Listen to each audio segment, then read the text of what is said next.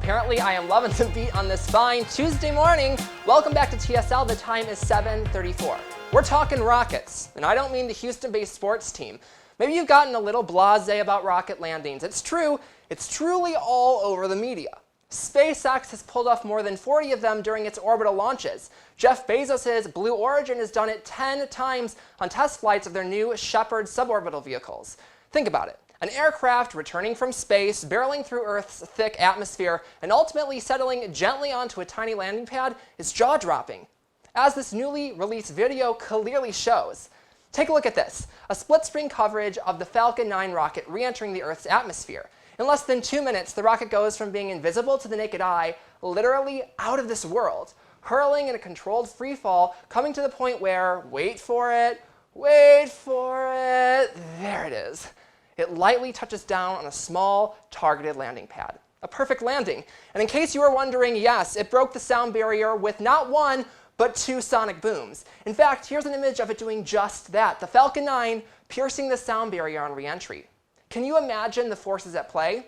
I know I can't, and if you're anything like me, you need a visual to truly understand the majesty that is the rockets re-entering the Earth's atmosphere. So Matt, on steady, come with me, let's take them to the big screen.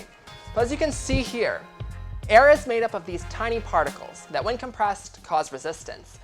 This doesn't affect our daily lives, but when we're traveling about the speed of an airplane or, say, a rocket, that resistance really begins to add up.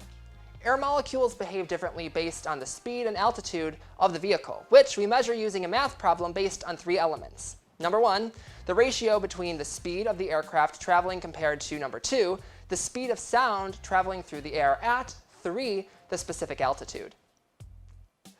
The resulting number from this is expressed as a Mach value. For you to be able to understand this, sound travels at Mach 1, which is about 767 miles per hour in lower atmospheric conditions. When an aircraft goes faster than Mach 1, it is going faster than sound, which breaks the sound barrier, the result of which is a sonic boom. But let's not get wrapped with all these big numbers. What you really need to get out of this information is that objects traveling from space and through the many different layers of the Earth's thick atmosphere, it receives more and more resistance as the air becomes more and more dense.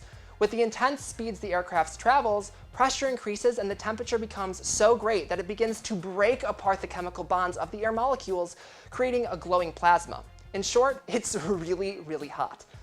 When a rocket or a shuttle like the ones being tested re-enter the Earth's atmosphere, they're traveling between Mach 22 and 25, aka 22 to 25 times the speed of sound. That's over 19,000 miles an hour, or the equivalent of traveling from New York to Los Angeles a little over 7 times in just 1 hour. So next time you see these headlines about giant rockets returning from space and landing on tiny little landing pads, you might be tempted to just scroll past and overlook the achievement. But at least now you'll have a greater appreciation for the headline.